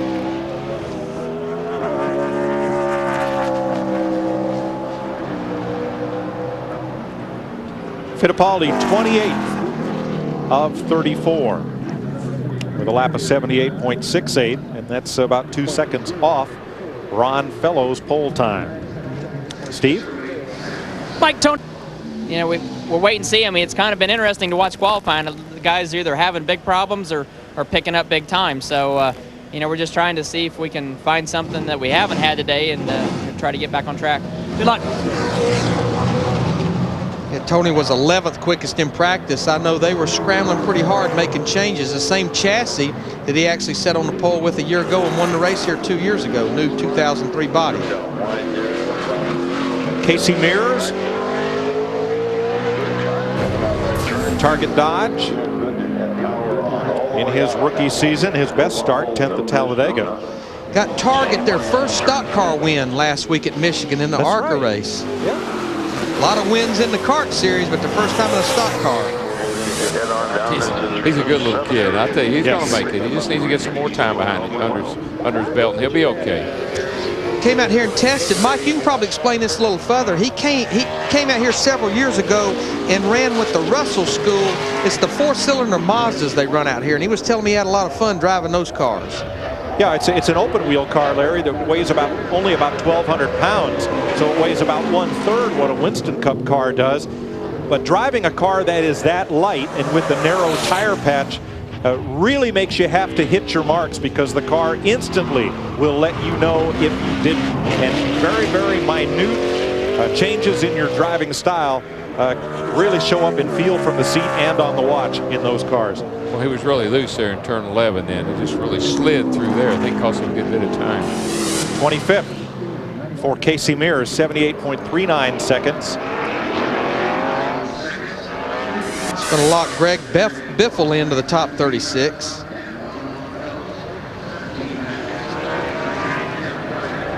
I'm corrected. The Volkswagen didn't run at Linden, New Jersey. It ran at Langhorne, Pennsylvania. I've heard of that. On the oval, yes. Finished 19th, 1953. That was a good year, 53. Craig Field says it happened, so I believe it. Jim Englebright from Fairfield, California, who ran the Southwest Series for the past decade and is running for the Winston West Series title in 2003. He has 3 straight Southwest Tour wins here. He's actually leading those Winston Western points. Of course, a very eventful day in practice, was into the tire wall. He was only 45th quickest in practice. This car has no provisionals because it has no qualifying temps. He'll have to be in the top 36 to be in the show. Man, I hope he makes it. Look on the hood, guys. Jelly bellies for everyone. Come on, Jim. Oh, no, Jim. Oh, baby. He's giving it all he's got. And then some. And then some, exactly. He's just way, way loose. Can't put the power down. When he does, the back end hops out. And they did not go to a backup car. You see all the damage right there. They actually didn't have a backup car with them. They had to repair this car. And I tell you, that thing was torn up pretty good, too. They did a great job just to get it back together. Last time a Winston West regular won a Winston Cup race on a road course, Ray Elder. Ray Elder, I remember that. Riverside, California, 1971 and 2. Yeah, up through the S's, he was in the 16-second bracket, so I think it's going to be very borderline that Jim Engelbright will get to run this race on Sunday. That's for our hero, Dan Gurney, arrived on the scene, I think. Right along the same time. And Engelbright is 34th of 36. Yeah, Gurney won, what, 5, 8? Yeah, 5 in a row. Motor Trend 500s. 121. Robbie Gordon will be up when we come back to Bud Pole Qualify at Sonoma. And that'll be exciting. Robbie Gordon, bright new paint job. Not that you'd have any trouble finding this car on the track, the singular wireless Chevy. I bet you he goes pretty good too, Larry. What do you think? I think he will. He was fifth quickest in practice. He could have won 2 years ago out here. Man, I just wanted to help him somehow. He was driving Jim Smith's car. He could have won that race. Got in the race there at the end of the day with Harvick. Harvick had fresh tires, and he let Harvick trick him into racing him, and Tony Stewart slid by and won the race. And wasn't Harvick trying to get back on the lead? Harvick was just tires? Yeah. And Robbie was trying to keep him a lap down for no, just really should have let him gone on and just worried about Tony. Notice on the hood of his car has the Charlie's Angels promoting their new Charlie's Angels 2, the paint scheme, the new movie that's out. Come on, buddy. Is he in the movie? Ooh, baby. Is he There a you stunt go. driver Hey, or look something? how much time he picked up right there. He's not. He should be. Looking pretty good. Well, Robbie was a great off-road racer before he turned his attention to sports cars, Indy cars, and then Winston Cup. So you'd think this is right up his alley. Oh, yeah. And it is. Come on, buddy. Tell you one thing I'm seeing, he's not turning as many top-end RPMs as a lot of these guys. He's only turning a little over 9,000. We've seen as much as 9,500. I'm going to tell you what, though, he's the fastest I've seen through the S's. If he can get through turn 11, there you see it. He can get off the corner right there. Tires, but he got the RPM up. That could be real good. And it's there. He's coming. He's coming. He's there. He's there. He ran a 15.25 up through the S's. I knew that was going to be good if he could get through that final turn. Look at him. He can't wait. He said, where's the pins? Where's the pin? Let me get back over there. Must have been that new paint job. It is. I like that paint job. Oh. And Ron Fellows. Ron, Ron, it's okay. You're still on the front row. Way to go, Robbie. That was I'll tell you, you could tell he was hustling that car, baby. It'll be his 10th Winston Cup road race. 5 top 10s in 9 starts. And this would be quite a wedding present to his crew chief. Kevin Hamlin was married out here yesterday to Patty Miles up in one of the vineyards. I wouldn't get too comfortable with being on the pole to see how this car runs because he was fast in practice. All right, Kurt Busch is on track. He started second, finished 4th here last year. And here is Steve with probably NASCAR's best road course ringer. Well, that's a fact, Mike Joy. Ricky Rutt is one of the best on the road courses. Ricky, you've got 2 wins here. You still enjoy racing here in Sonoma? Well, it's a lot of fun, Steve. I mean, we did have a good year last year. We won the race, and always enjoy coming back. It's been a good track for me over the years, and this Motorcraft Air Force Taurus is pretty racy this weekend, so we'll see what happens. All right, best of luck. Thank you. Kurt was on pole run. He lost a little bit of time right there at the Budweiser bottleneck. He drove it in a little hard and slid it out of the groove. See if he can make it back up down through here. It's coming back to him here. Let's watch him up through the S's. Robbie Gordon was a 15.25. Has a couple of corners to go. Looked like he lost a little ground right there. Jeff Gordon did that. They said it hurt him a little bit. Looked like it hurt Kurt a little bit too. Hurt him by 2/10 just up through the exit, and it was all at the exit of the S's. Oh, but he sailed it into turn 11, trying to get back to pole pace. That's running off right there, just like Jeff said. You can make it, you know, you don't wreck, but it costs you time. Kurt Busch is 4th fastest. I think he'll probably say the same thing Jeff did. I had him until I ran off right there. But boy, he's becoming quite the road racer. Sat on the outside pole here a year ago. And he did some two-wheeling it coming down there toward turn 4.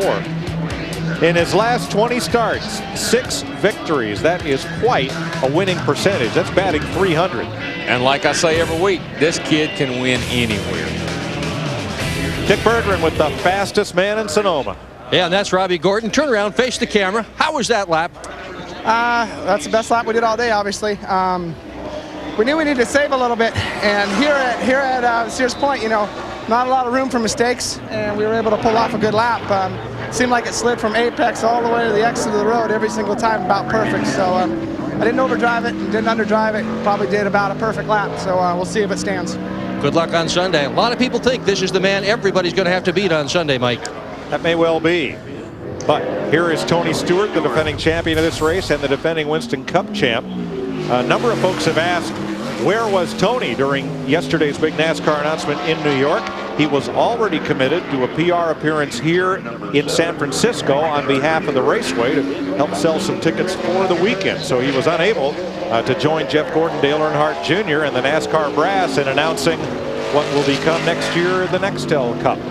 You know, back to Robbie Gordon picked up 0.6 of a second from what he ran in practice. Wow. So that's a lot on the road course. Hit that perfect lap. Like he said, he slid it through every apex, and it did. It looked that way up there, especially at 4. He was sliding, but he was in the gas. Tony, I don't know if he's going to be pole material, but he's going to be pretty solid. A little happier with this maybe than he was in practice. No, but you look at Robbie Gordon's lap. Now, Larry, we're getting him within a couple of tenths of a track record here.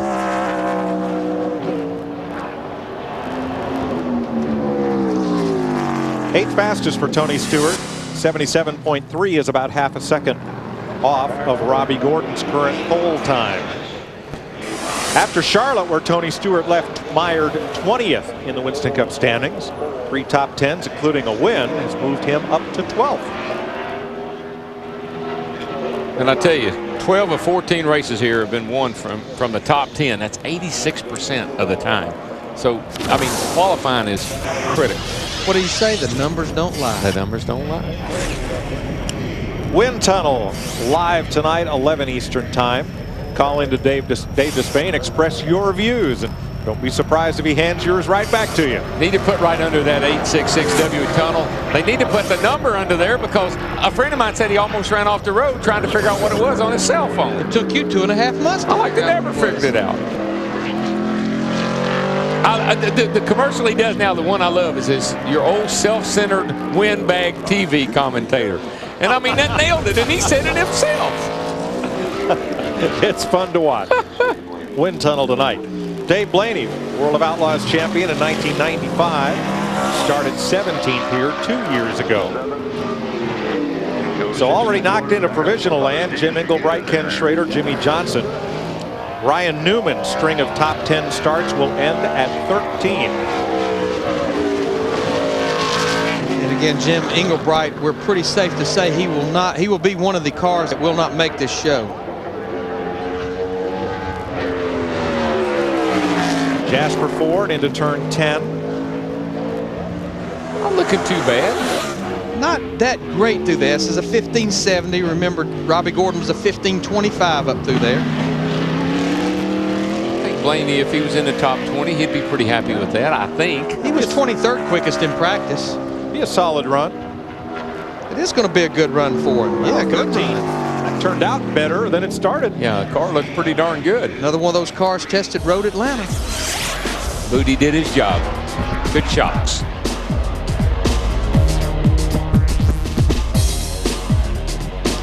Back to Infineon Raceway, Bud Pole qualifying. The fastest man in practice, Trans Am ace Boris Said, is on the track in the U.S. Army Pontiac. And I know he wants to beat Ron. They got a rivalry, you know. They always are fighting with each other. How about it, Steve? Hey, DW, we've caught up with Ricky Craven. Rick, you guys went through a motor change this morning. You guys okay? Well, we're okay, but I haven't run a lap yet, so it ought to be pretty exciting. You know, my first complete lap being my qualifying lap. Let's just hope we complete it. But I'm excited about the weekend. I always enjoy coming out here, but I haven't had the best of finishes, so maybe our bad luck's out of the way. Boris said hops the curb, coming down the hill to turn 4. Now, he's the defending Trans Am champion, but he has also sat out a suspension in the series this year for spouting off. Gosh, Darrell, a driver doing that. Yeah, I wonder what size shoe he wears. And where he had it planted. But I'm going to tell you what, he's got it right now. He's got it planted on a pole run. As he comes down through the S's, it's moved up there pretty solid. If he can get through these last corners, I think the biggest thing, Boris, don't overdrive it. Just don't overdrive these last corners. Yeah, turn 10 here seems to be the telltale. If you get through here and not run off the track and not get it slideways, pretty good job. He slid it through there perfect. Not that great through the S's, 1550, but he's still sitting right there. So we'll see what happens in this last corner if you don't overdrive it, Boris. Remember, he's subbing for the substitute driver. Mike Wallace sitting in for Jerry Nadeau. Boris said here, is he going to do it, guys? Looks pretty good. He did it. New track record, too, DW. New track record. I knew we were flirting with that track record here the last couple of times. That's quite a lap. By golly, Boris, you know, normally he'll be really fast in practice and have problems qualifying because it'll seem like he'll overdo it. He really managed a good lap there today. Like Robbie Gordon picked up 0.6 of a second. Boris Badenov is good enough to take the track record. Nastasha will be very happy. Yes.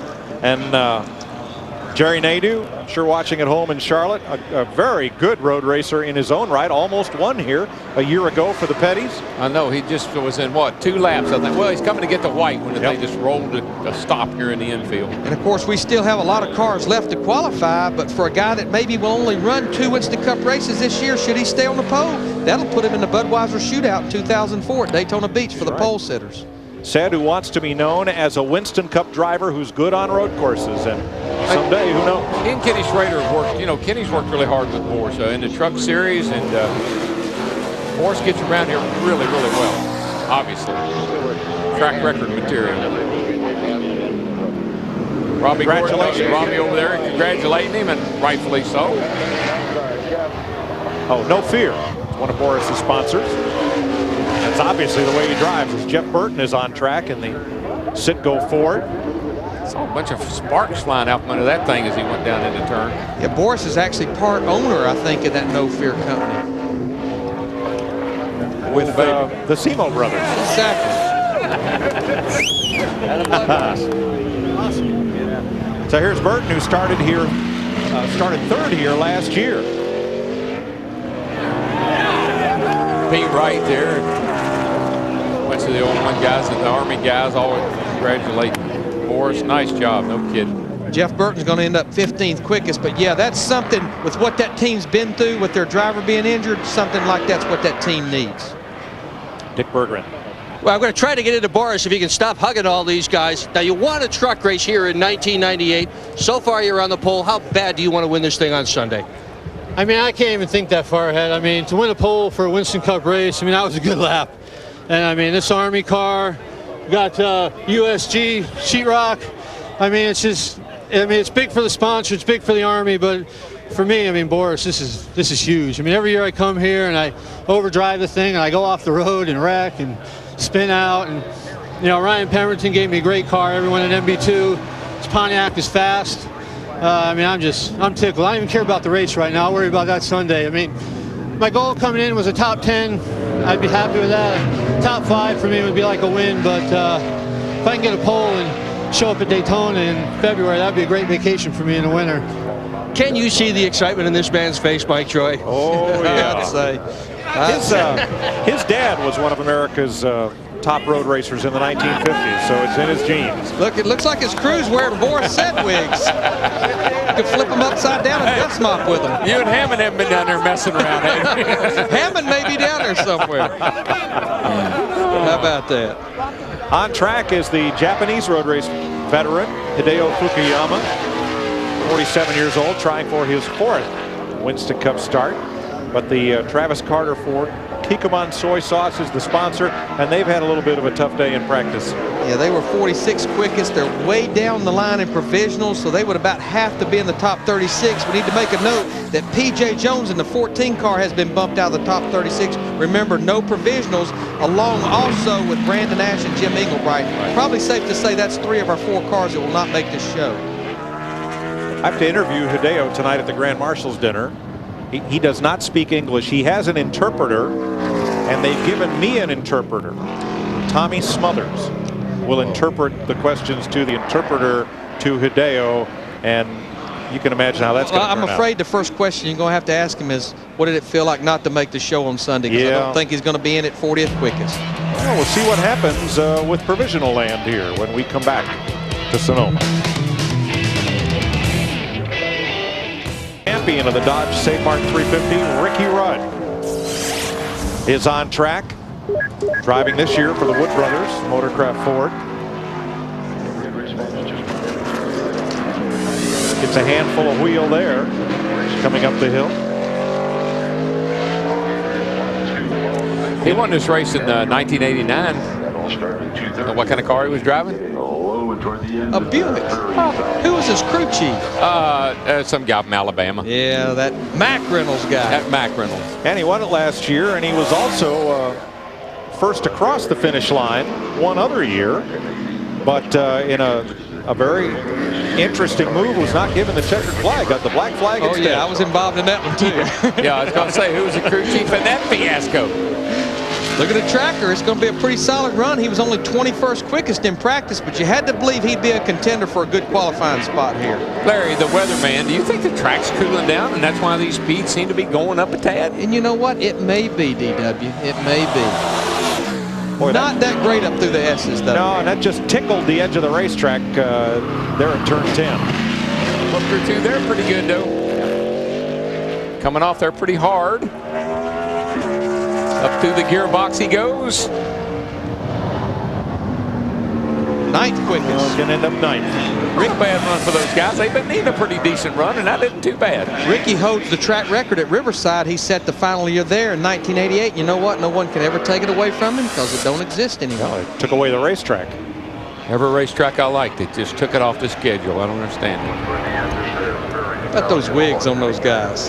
That's perfect. Wait till you see them tonight. The real hair will probably look that way. If they all show up with a goatee tomorrow, then we'll see. Yeah. Todd Bodine had a great run going at Michigan last week. National Guard Ford. He's looking for his first top 20 start here. Still looking for his first top 10 finish this year. I just thought he had it in the bag to get in the top 10 last week at Michigan. Got in that late race wreck coming off turn 2 on the backstretch. Todd was 30th quickest in practice. The first weekend in 3 weeks, he won't be having to do double duty and fly all over the country. The Busch Series is idle this weekend.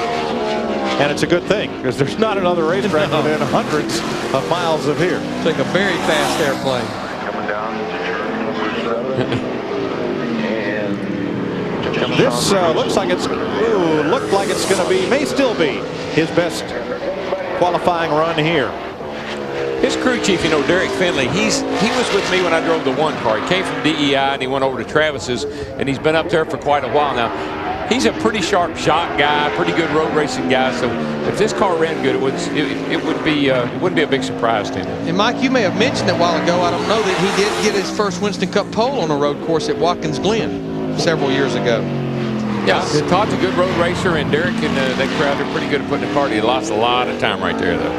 He was just kind of so-so through the S's. Looks like he's going to maybe be in the top 25. Yeah, he tried to put the power down, the back end hopped out. 22nd for Todd Bodine with a lap of 77.88.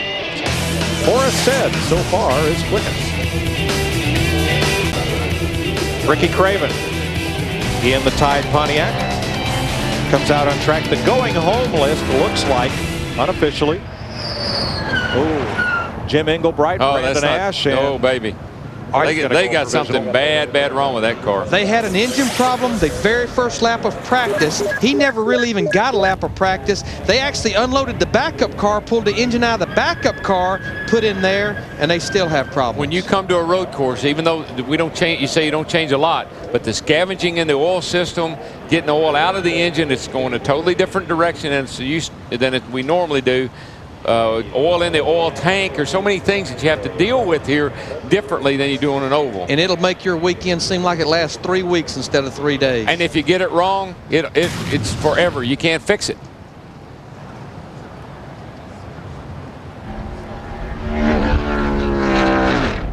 Right, man. The old death rattle. Blah. I was starting to talk about the going home list, and right now it looks like Brandon Ash, P.J. Jones, Jim Englebright will be 3 of the drivers who go home, and the 4th would either be Hideo Fukuyama or John Menard. Who is the only car we have left to qualify. So they'll have a look at the racetrack and see if Craven put any fluid down on the track. Actually, Paul Menard. Yeah. I'm sorry, Paul Menard. John's his dad.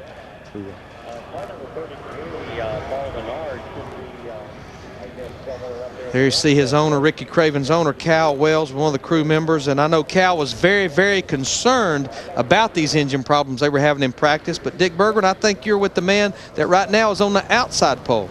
He is so far. Robbie Gordon, tell us about qualifying setups here versus race setups. How close will your race setup be to that great qualifying run? Well, I think the biggest thing, you know, we're going to transfer a lot of fuel to the back of the car. Right now, when we only qualified with 7 gallons of fuel. You know, you fill that thing up 20 gallons of fuel, that puts a lot of weight behind the rear axle. Got to change the balance of the car, got to change springs a little bit to be able to handle that weight and still make it turn and handle. You know, so we'll do some stuff. I can't give you all our secrets. You know, we got a pretty good race car. It's a car that we've worked with in the past, so we should be able to tune on it and make adjustments. You're off-road racing. Does that help you with this sort of competition, road racing? Well, I've done a lot of road racing. I did 4 years with Jack Roush in the M6 GTO cars, 24 Hours Daytona. The Trans Am cars were very similar to this. They had solid rear axles like this. The cars ran at Daytona. We drive those for a long time. So, you know, congratulations to Boris and those guys, Ryan Pemberton and everybody over there. You know, I know they could use a little lift up, and wish Jerry Nadeau all thumbs up, and good to have him back alert again. Tell us how you're going to do on Sunday. What do you think the odds are? Well, we came here to win, and we came here to sit on the pole, and we didn't do that. So, you know, we're going to do the best job we can. You still have to run for the full distance in the race. You can't make any mistakes.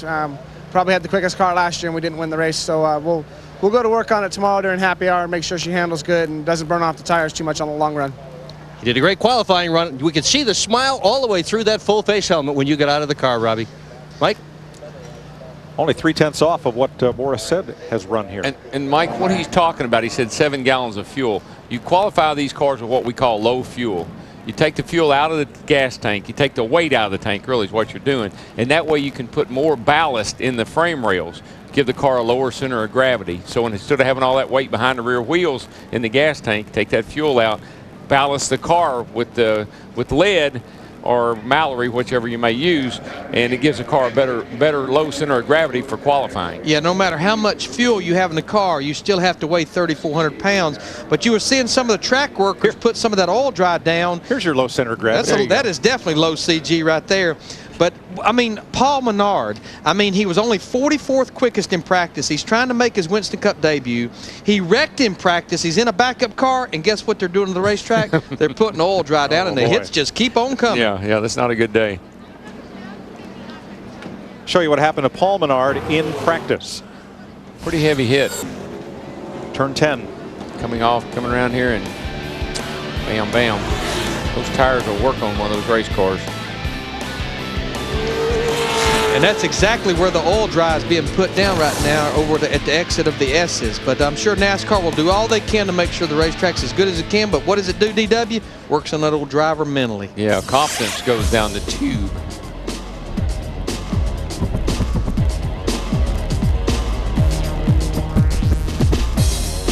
Come back to Infineon Raceway. These are the mascots of Foster Farms. Yeah, thank you very much. Mike, Larry, and Daryl, right? That's exactly what I'm thinking. Or Hammond, Hammond, and Larry. I'm not sure which one, but no, there's Hammond right there. Well, you know what it is, sunglasses. Go back to chickens a second. I'm trying to explain this. That's so Cool Breeze right there. Look at him, Hollywood Hammond. Because they eat junk food, they're not good enough to be Foster's Farms chickens. It's a takeoff on the Charlie Tuna thing. You're kidding. I'm afraid not. I just thought they were just some weird ducks. And here's Chris Myers. Everybody's here. Look at him working his hands. Jelly Belly. And here's Paul Menard. Come on, Paul. Track's been cleaned, and he's out for his qualifying pass. Top 36, he's in the show. 37th or higher. Fukuyama's in the show, and Menard goes home. Easy through here, see how it is. Looks like it's all right. No stay dry flying up.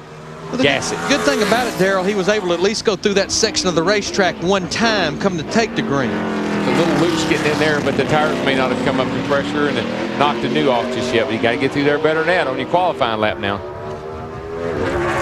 Green flag for Menard, who will be the final qualifier. Last car. Let's go. We can just analyze this to death. Get up that hill. Come on. And he's trying to make his Winston Cup debut. They plan on running some ARCA races, some Busch races. He actually has 2 top 14 finishes in 2 Busch races this year and several Cup races here, Watkins Glen and Phoenix later on in the year. Just looks pretty slow, Larry. Just not carrying a lot of speed.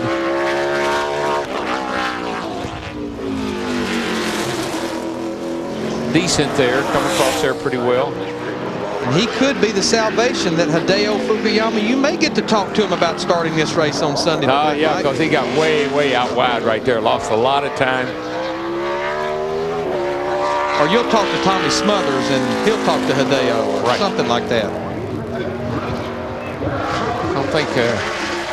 I don't think Paul's carrying enough speed to make the top 36, Larry. We'll check him through the S's here. Yeah, just not enough speed. Nowhere really around the racetrack. Yeah, very tentative right there. Yes. Didn't use up much of the racetrack. 16:07. That's 3/4 of a second just in that section of the S's. All Boris said. There he just whatever he had, he lost right there. Not good.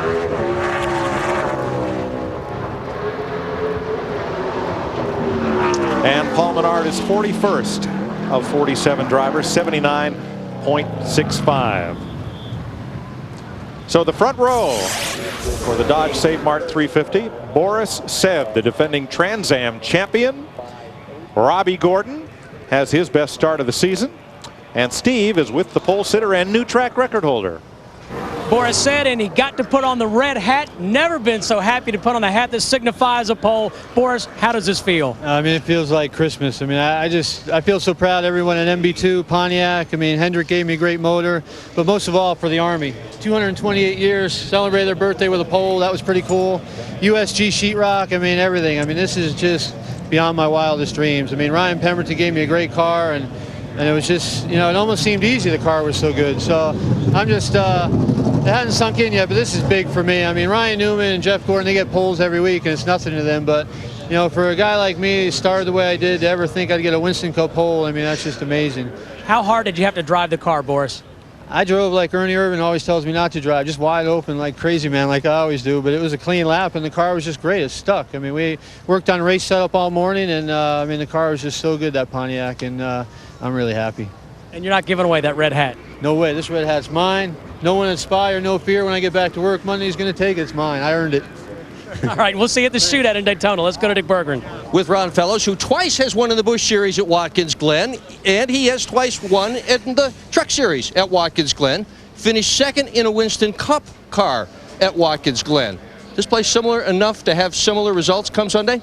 Well, I hope the results are the same, but the track is very different. This place doesn't have a whole lot of grip. It's got a lot more elevation change, slower corners. You're a lot busier at Infineon Raceway. How come you're so good at this stuff? I mean, the left and right stuff, you're one of the best in the world without a doubt. Where does it come from? Boy, thank you. I mean, it's just all I've done. I've been a road racer my whole life and have had tremendous opportunities, particularly with GM and our Corvette long-distance program. You know, even back in Canada, I raced Players GM Series. They were showroom stock Camaros and Firebirds, and that's really where I learned some of the finesse and momentum skills that apply to these cars. And yeah, we're just you know, one lap doesn't make the race, but we're pretty happy so far. How big would it be for you to win this thing Sunday? You have no idea. It would obviously it'd be the biggest win I've ever had. And you know, Tony and the Penzo guys have got they've got a lot more experience with the races than I do, and I'm going to rely on them. You know, we're going to go now and pick a pit stall and talk race strategy. It's time. You know what? They're relying on you too, Mike. Thanks, Dick. Ron Fellows is the second of the road course ringers. And down through Johnny Miller, the current Trans Am point leader, he gets the final spot through time trials, 36th. And the other part-timers, it looks like, are going to be the fellows who are headed home.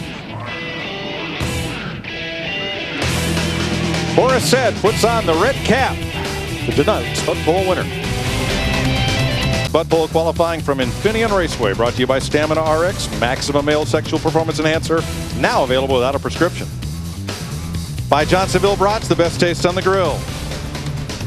By Fram, Tough Guard oil filters. Do you drive tough?